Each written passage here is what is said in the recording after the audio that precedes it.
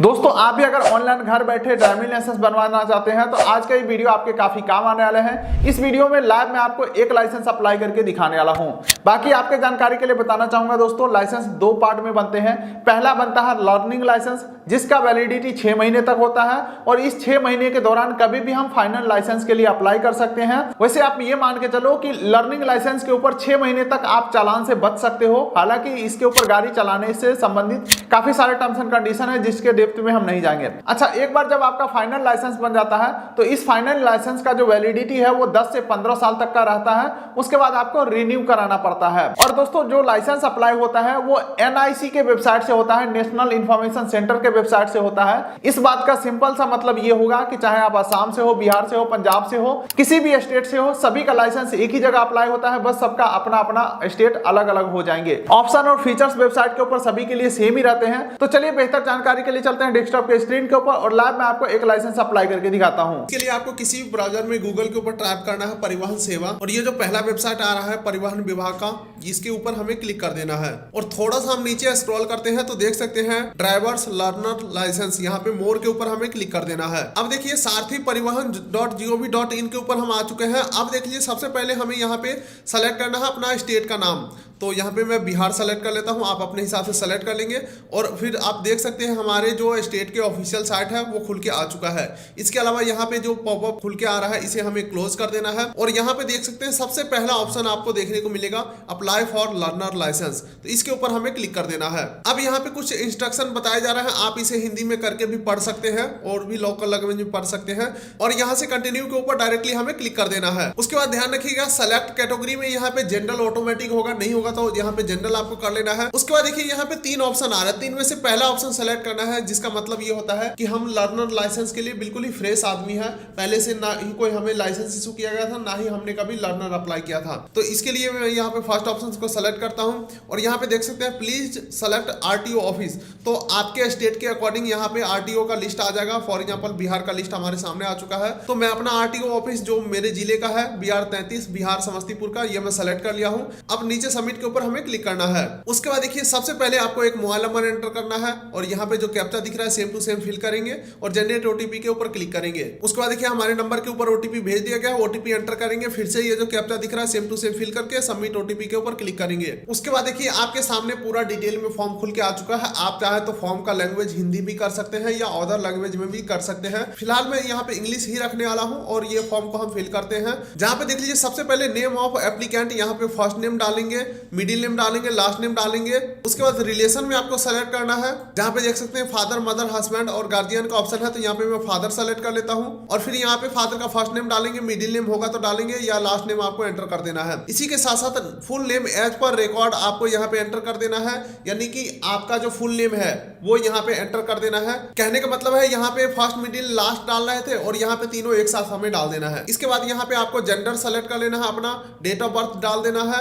उम्र ऑटोमेटिक आ जाएगा आपके डेट ऑफ बर्थ के अकॉर्डिंग। उसके बाद प्लेस ऑफ बर्थ अपने हिसाब से सेलेक्ट कर लेंगे। कंट्री इंडिया ही रहने वाला है। क्वालिफिकेशन आप अपने हिसाब से सेलेक्ट कर लेंगे।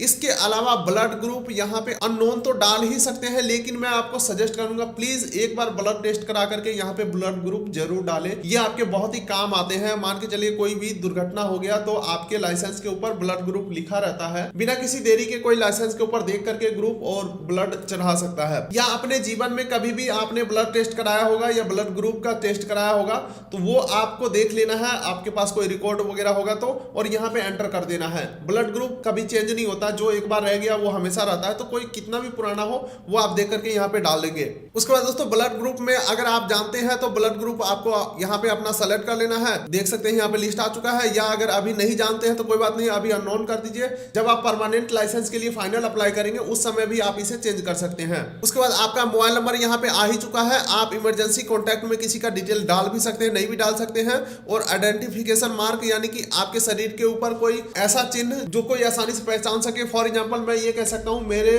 बाएं हाथ का 5वां छोटा उंगली जो है वो कटा हुआ है, या फिर मेरा दांत टूटा हुआ है, या कोई मोल मार्क, कोई तिल है आपके चेहरे के ऊपर, यानी कि आपके शरीर के ऊपर कोई भी ऐसा परमानेंट मार्क है तो वो आपको यहाँ पे डाल देना है। अदरवाइज छोड़ भी सकते हैं, यहाँ पे 2 ऑप्शन है। उसके बाद अगला हम आ जाते हैं एड्रेस फिल करने के सेक्शन में, जहाँ पे सबसे पहले हम स्टेट सेलेक्ट करेंगे और यहाँ पे मैं करते ही चलता हूँ आपके सामने। स्टेट ऑटोमेटिक सेलेक्टेड है, यहाँ पे मैं डिस्ट्रिक्ट सेलेक्ट कर लेता हूँ, ये रहा हमारा समस्तीपुर। उसके बाद CD ब्लॉक आ रहा है तो ये मैं अपना हिसाब से सेलेक्ट कर लेता हूँ, ठीक है। उसके बाद देख सकते हैं विलेज टाउन का ऑप्शन आ चुका है, तो यहाँ पे हमें गांव का नेम सेलेक्ट कर लेना है। और अगर आपका परमानेंट और करेंट दोनों एड्रेस सेम है तो आपको सेम एज परमानेंट एड्रेस के ऊपर क्लिक कर देना है, तो उधर जो भी फिल करेंगे इधर ऑटोमेटिक फिल हो जाएगा। अब उसके बाद यहाँ पे आपको अपना गांव का वार्ड नंबर या जो भी मोहल्ला एरिया लैंडमार्क हो गया, जो भी घर के आसपास का लैंडमार्क हो गया, फॉर एग्जांपल मंदिर हो गया, मस्जिद हो गया, ठकुरबाड़ी, कुछ भी जो भी फेमस जगह है वो घर के आसपास का, वो चीज भी यहाँ पे आपको दे देना है। देख सकते हैं ये है लोकेशन और लैंडमार्क का ऑप्शन आ चुका है, इसमें आपको दे देना है। और यहाँ पे पिन कोड एंटर कर देंगे और duration of stay of the present address, यानी कि इस जगह के ऊपर कब से रह रहे हैं, तो 2-4 साल से रह रहे हैं तो वो उस हिसाब से सेलेक्ट कर देंगे, या अगर जन्म से ही यहाँ पे रह रहे हैं तो जो भी आपका उम्र हो रहा है आधार कार्ड के अकॉर्डिंग उस हिसाब से साल कैलकुलेट करके यहाँ पे एंटर कर देना है और मंथ भी एंटर कर देंगे। और आपका करंट और परमानेंट दोनों सेम एड्रेस है तो यहाँ पे सेम एज परमानेंट एड्रेस के ऊपर हम क्लिक रखेंगे। उसके बाद देखिए अब यहाँ पे आ रहा है सेलेक्ट क्लास ऑफ व्हीकल, यानी कि किसके लिए आप अप्लाई करना चाहते हैं, 4 व्हीलर 2 व्हीलर, ठीक है, गियर वाला गाड़ी, नॉन गियर वाला। तो फिलहाल मैं अप्लाई करने वाला हूँ motorcycle with gear non transport. तो फिलहाल मैं इसे सेलेक्ट करता हूँ और इस एरो बटन के ऊपर क्लिक करता हूँ तो देख सकते हैं ये कैटेगरी सेलेक्ट हो चुका है। अगर आप 2 व्हीलर और 4 व्हीलर दोनों के लिए अप्लाई करना चाहते हैं तो पहला तो आपको ये सेलेक्ट कर ही लेना है मोटरसाइकिल विथ गियर, और दूसरा आप सेलेक्ट कर सकते हैं लाइट मोटर व्हीकल LMV, ये हो गया आपका 4 व्हीलर पर्सनल गाड़ी के लिए, तो इसे सेलेक्ट कर देंगे। तो देख सकते हैं यहाँ पे आ चुका है। मान के चलिए इसे हमें हटाना है 4 व्हीलर को, तो यहाँ पे मैं इसे ऐसे कर देता हूँ तो ये हट गया यहाँ पे। इसके अलावा अगर आप किसी ड्राइविंग स्कूल से टेस्ट लिए हैं, पास किए हुए हैं, तो वो आप यहाँ पे फिल कर सकते हैं। इसके लिए यहाँ पे क्लिक करना है और यहाँ पे जो भी रजिस्टर्ड ड्राइविंग लाइसेंस स्कूल है उसका यहाँ पे ऑप्शन आ जाएगा। तो देख सकते हैं LMV लाइट मोटर वाहन और दूसरा आ जाता है मोटरसाइकिल विथ गियर का ऑप्शन है। तो जैसे क्लिक करेंगे आपके सामने स्कूल का लिस्ट और नंबर आ जाएगा, या फिर स्टेट वाइज यहाँ पे स्कूल का लिस्ट देख सकते हैं, इसमें से सेलेक्ट कर लेंगे और उसके बाद उसका इनरोलमेंट नंबर हो गया, इनरोलमेंट डेट हो गया। लेकिन ये सब कोई टेस्ट हमने किसी स्कूल से नहीं लिया है तो फिलहाल मैं यहाँ पे अनचेक कर देता हूँ, यहाँ पे कोई चेक नहीं करने वाला हूँ। उसके बाद देख सकते हैं यहाँ पे fill up form 1 detail before submit the application, self declaration form 1 के ऊपर हमें क्लिक करना है। और यहाँ पे देख सकते हैं कुछ सवाल हमसे पूछे जाएंगे, उसका सही अपने हिसाब से, ये सवाल सबका सेम होगा लेकिन जवाब सब अपने अकॉर्डिंग देगा। तो देख लीजिए ये जो पहला सवाल आ रहा है इसको हिंदी में ट्रांसलेट करके भी आपको दिखा देता हूँ। देख लीजिए यहाँ पे बोला जा रहा है क्या आप किसी कारण से मिर्गी या अचानक से बेहोशी या चक्कर आने से पीड़ित हैं, तो ऐसा कोई बीमारी नहीं है, तो यहाँ पे मैं नहीं कर देता हूँ। उसके बाद देखिए दूसरा क्वेश्चन को भी मैं आपको हिंदी में दिखा देता हूँ एक बार, कि आपके कोई आंख में दिक्कत वगैरह तो नहीं है, देखने उखने में सब सही है ना, तो यहाँ पे भी मैं यस करने वाला हूँ। उसके बाद अगला पूछ रहा है क्या आपने हाथ या पैर खो दिए हैं, विकलांग हैं, तो यहाँ पे मैं नहीं करने वाला हूँ। उसके बाद देख सकते हैं अगला पूछा जा रहा है क्या आप रतौंधी रात के अंधेरेपन से पीड़ित है, यहाँ पे मैं नो करने वाला हूँ। उसके बाद देख सकते हैं अगला पूछा जा रहा है क्या आप इतने बहरे हैं कि सामान्य ध्वनि संकेत को सुनने में असमर्थ है, तो यहाँ पे मैं नहीं, ऐसा कुछ नहीं, दिक्कत नहीं है। अगला और लास्ट यहाँ पे पूछा जा रहा है क्या आप किसी अन्य बीमारी या विकलांगता से पीड़ित हैं जिससे आपके मोटर वाहन चलाने से जनता को खतरा हो सकता है, तो यहाँ पे मैं नहीं करने वाला हूँ। और यहाँ पे टर्म्स एंड कंडीशन एग्री करेंगे और जमा करना के ऊपर क्लिक कर देंगे और यहाँ पे are you sure want to submit, तो ओके के ऊपर मैं क्लिक कर देता हूँ। तो ये आप देख सकते हैं शारीरिक स्वास्थ्य के बारे में स्वघोषणा सफलतापूर्वक प्रस्तुत कर दी गई, ओके के ऊपर मैं क्लिक कर देता हूँ। तो सारा डिटेल हमारा ओके हो चुका है। अब डायरेक्टली सबमिट के ऊपर हम क्लिक करते हैं, उससे पहले ये कैप्चा सेम टू सेम यहाँ पे हमें फिल करना है। चलिए सबमिट के ऊपर क्लिक करते हैं तो देख लीजिए बोल रहा है you enter mobile number is this is belong use to for our communication purpose, okay to proceed, ठीक है। तो यहाँ पे मैं ओके कर देता हूँ और यहाँ पे फिर से मैं ओके कर देता हूँ। और उसके बाद देख सकते हैं congratulation your application has been submitted successfully, kindly note your application reference number. तो चलिए यहाँ पे मैं ओके कर देता हूँ और यहाँ पे आप देख सकते हैं एप्लीकेशन नंबर हमारा जनरेट हो चुका है और आपके ईमेल और मोबाइल दोनों के ऊपर भी एप्लीकेशन नंबर भेज दिया जाता है। चलिए अब आगे का प्रोसेस भी हम कंप्लीट करते हैं। इसके लिए देख सकते हैं नीचे नेक्स्ट के ऊपर हमें क्लिक करना है। उसके बाद देख सकते हैं एप्लीकेशन नंबर ऑटोमेटिक यहाँ पे आ चुका है, डेट ऑफ बर्थ भी आ चुका है। अब बस हमें ये जो कैप्चा दिख रहा है सेम टू सेम यहाँ पे फिल करके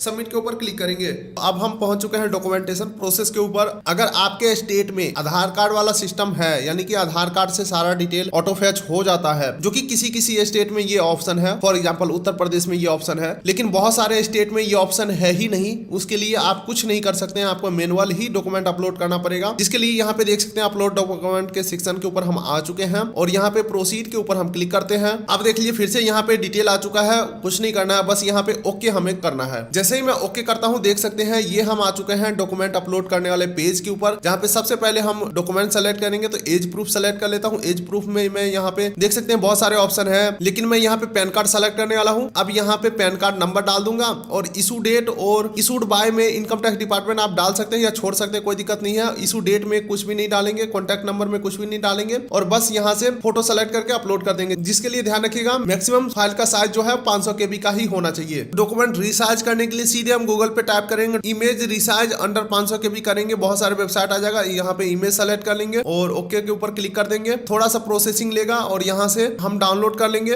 और देख सकते हैं 454 KB में ये डॉक्यूमेंट हमें दे चुका है। अब इसे हम सेव कर लेते हैं और इसको हम यहाँ पे चूज फाइल के ऊपर क्लिक करके अपलोड कर देंगे। चलिए अपलोड करता हूँ और ये आप यहाँ पे देख सकते हैं अपलोड हो चुका है। अब यहाँ पे कंफर्म कर देता हूँ। आप चाहे तो व्यू के ऊपर क्लिक करके देख भी सकते हैं और नीचे आप देखेंगे तो ये हमारा एज प्रूफ अपलोड हो चुका है। अब हमें दूसरा चीज अपलोड करना है एड्रेस प्रूफ, तो इसको मैं सेलेक्ट कर लेता हूँ और प्रूफ में यहाँ पे देख सकते हैं बहुत सारे आपको ऑप्शन देखने को मिल जाएंगे, bank statement, electricity bill, ration card, ठीक है, बहुत सारे ऑप्शन देखने को मिल जाएंगे। तो फिलहाल मैं यहाँ पे राशन कार्ड सेलेक्ट कर लेता हूँ और यहाँ पे डॉक्यूमेंट नंबर पूछ रहा है तो आप अपने हिसाब से डाल देंगे। फिलहाल अगर आपका आधार कार्ड वही का होगा, ठीक है, तो यहाँ पे आप आधार कार्ड भी दे सकते हैं। तो यहाँ पे मैं आधार कार्ड का फोटो सेलेक्ट कर लिया हूँ, अपलोड के ऊपर मैं क्लिक करता हूँ। ध्यान रखिएगा 500 KB से अगर थोड़ा सा भी ऊपर होगा साइज तो ये पूरा पेज आपका इरोर हो जाएगा और दोबारा से आपको application number, date of birth वगैरह डाल करके यहाँ पे आना पड़ेगा। फिलहाल देख सकते हैं यहाँ पे अपलोड हो चुका है। व्यू के ऊपर क्लिक करके आप देख भी सकते हैं या फिर डायरेक्टली कंफर्म के ऊपर क्लिक कर देंगे, ठीक है। चलिए मैं यहाँ पे कंफर्म कर देता हूँ और ये हमारा दोनों डॉक्यूमेंट अपलोड हो चुका है। देख सकते हैं एज प्रूफ में मैं पैन कार्ड दिया हूँ और एड्रेस प्रूफ में आधार कार्ड दिया हूँ, ठीक है।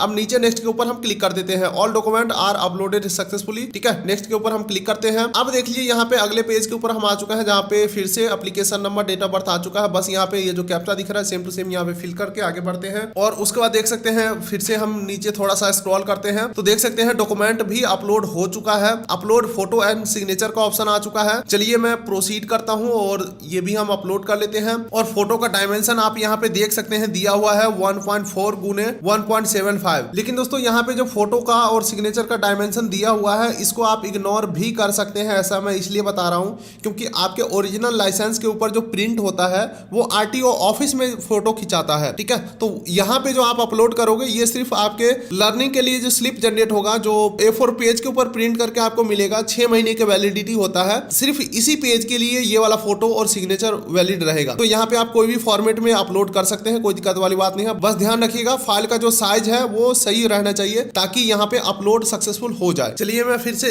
Resize image under 20 KB select कर लिया हूँ और ये 17 KB में आ चुका है। यहाँ पे अपलोड फोटो के ऊपर हम क्लिक करते हैं और ये फोटो में अपलोड कर देता हूँ और फिर से यहाँ पे अपलोड सिग्नेचर के ऊपर क्लिक करते हैं और यहाँ पे हम अपलोड एंड व्यू फाइल्स के ऊपर हम क्लिक करते हैं। तो देख सकते हैं यहाँ पे फोटो और सिग्नेचर अपलोड हो चुका है। नीचे स्क्रॉल करते हैं, save photo and signature image file के ऊपर हम क्लिक करते हैं। उसके बाद देख सकते हैं यहाँ पे, चलिए मैं ओके कर देता हूँ और यहाँ पे आप देख सकते हैं इंसर्टेड सक्सेसफुली हो चुका है। नेक्स्ट के ऊपर हम क्लिक करते हैं। अब देख लीजिए फिर से यहाँ पे application number, date of birth आ चुका है। कैप्चा फिल करके सबमिट करते हैं और आप यहाँ पे देख सकते हैं इस प्रकार से एप्लीकेशन खुल के आ चुका है। अब हमें देख लीजिए यहाँ पे फी का पेमेंट करना है। लेकिन दोस्तों यहाँ पे मैं एक चीज बोलूंगा, फीस पेमेंट करने से पहले एक बार स्लॉट चेक कर ले कि स्लॉट खाली है या नहीं RTO ऑफिस में, यानी कि लर्निंग लाइसेंस के लिए जो टेस्ट होगा उसके लिए। फॉर एग्जांपल इसके लिए हमें यहाँ पे क्लिक हेयर के ऑप्शन दिया है, इस पे क्लिक करते हैं तो देख सकते हैं हमारा जो समस्तीपुर का RTO ऑफिस है यहाँ पे कब कब कौन कौन सा स्लॉट खाली है वो यहाँ पे देखने को मिल जाते हैं। लगभग 8 दिन का डाटा यहाँ पे दिखाए जा रहे हैं, तो आप अपने हिसाब से चेक कर लेंगे। अगर स्लॉट खाली होगा तो ही आप पेमेंट करें। तो चलिए यहाँ पे फीस पेमेंट के लिए प्रोसीड के ऊपर हम क्लिक करते हैं। चलिए अब हम आ चुके हैं फीस पेमेंट पेज के ऊपर, जहाँ पे देख सकते हैं टोटल 420 रुपए का हमें पेमेंट करना है,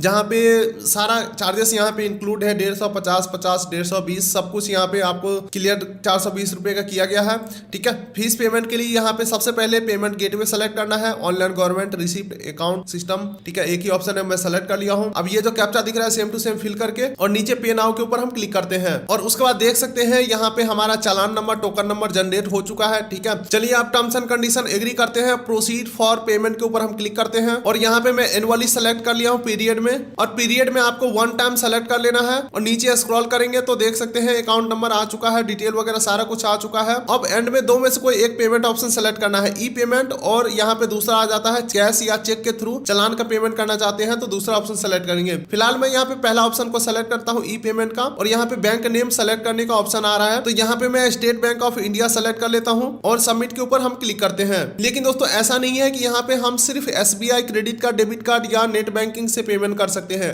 आप किसी भी बैंक के कोई भी debit credit card, net banking, UPI, यानी कि जरूरी नहीं है कि SBI का ही होना चाहिए, इस बात का ध्यान रखिएगा, कोई दिक्कत वाली बात नहीं है, बस ये SBI का पेमेंट गेटवे है। ठीक है, तो यहाँ पे UPI का भी ऑप्शन है तो UPI से भी कर सकते हैं या क्रेडिट डेबिट कार्ड, और देख सकते हैं SBI का डेबिट कार्ड से अलग सेक्शन है और अदर बैंक का डेबिट कार्ड का अलग सेक्शन है, क्रेडिट कार्ड का अलग सेक्शन है जिसके लिए 12 रुपए एक्स्ट्रा देना पड़ेगा, UPI के लिए भी यहाँ पे ऑप्शन है। तो फिलहाल मैं यहाँ पे क्रेडिट कार्ड से पेमेंट करना चाहूंगा जिसके लिए 12 रुपए एक्स्ट्रा देना पड़ेगा। आप चाहे तो UPI का भी ऑप्शन सेलेक्ट कर सकते हैं। चलिए मैं यहाँ पे QR कोड से पेमेंट को कर देता हूँ कंफर्म, और ये हम QR कोड को स्कैन करते हैं, प्रोसीड टू पे।